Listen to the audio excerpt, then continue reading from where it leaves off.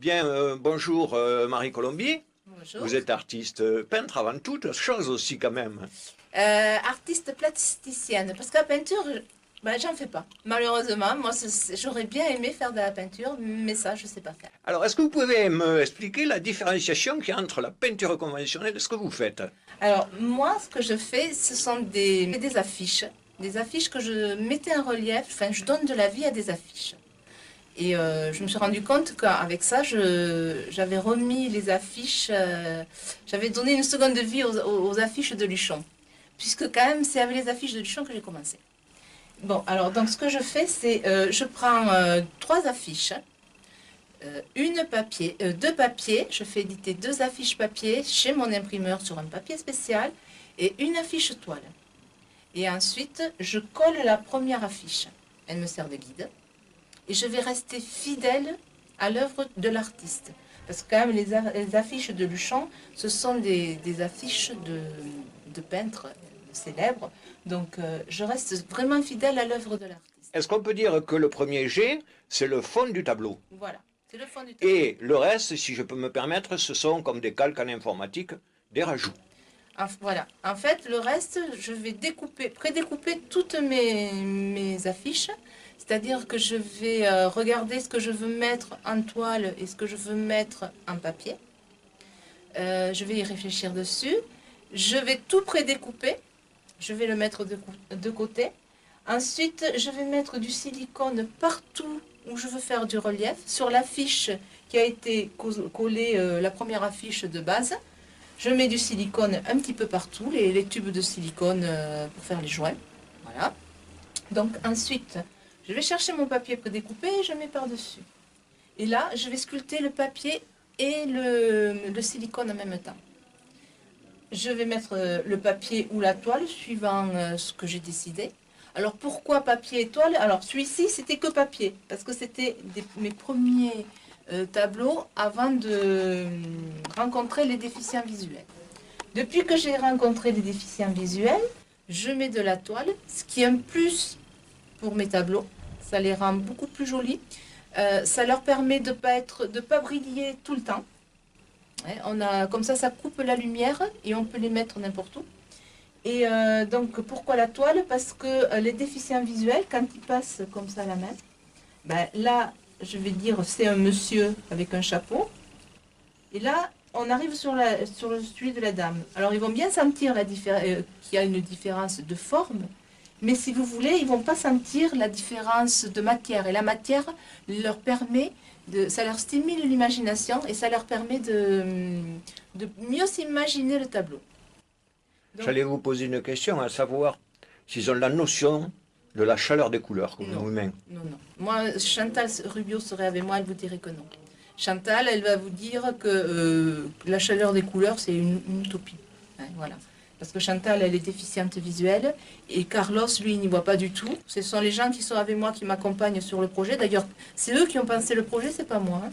Donc voilà. Donc du coup, moi je sculpte. Ensuite, le tableau, il est tout sale.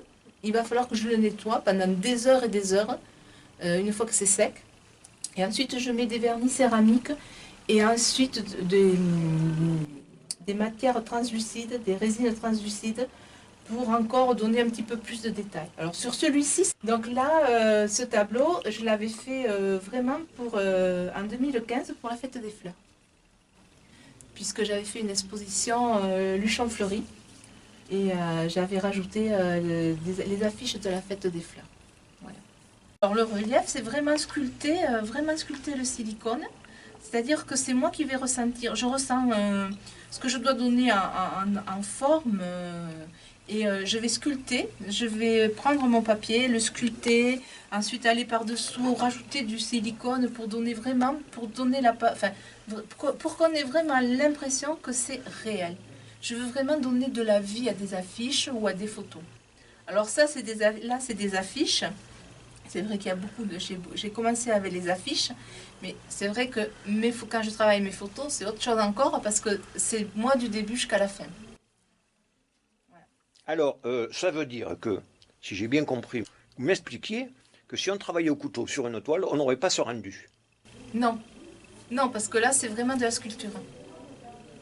Je sculpte vraiment le Ça serait silicone. du relief avec le couteau, mais en aucun cas, ça aurait le rendu. Ben, ça rendrait pas pareil, non. Ouais. Voilà.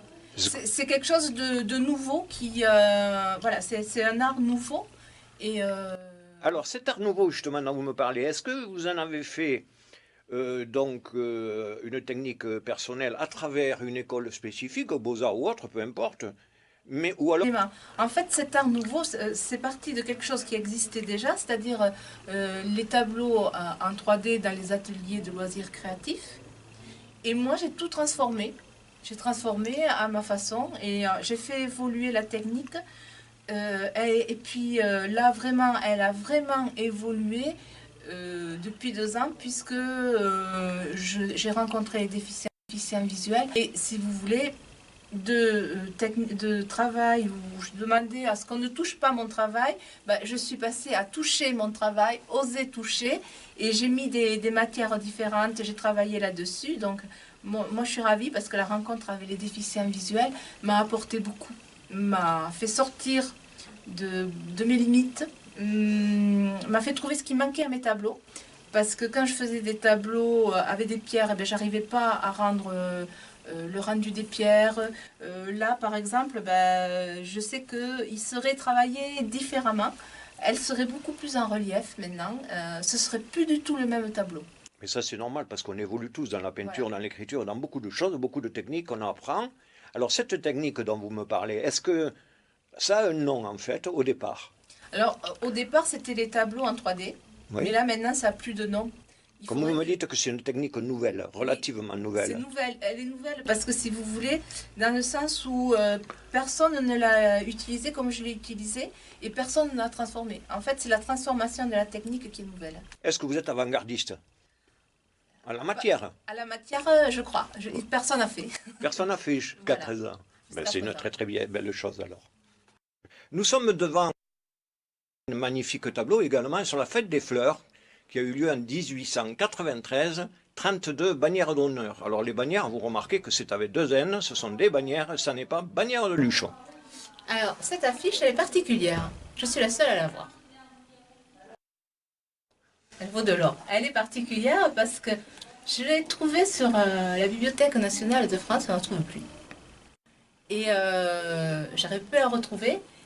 Et même au musée, ils ne l'ont pas. Très jolie. Moi, j'ai beaucoup aimé cette dame au balcon, très féminine, très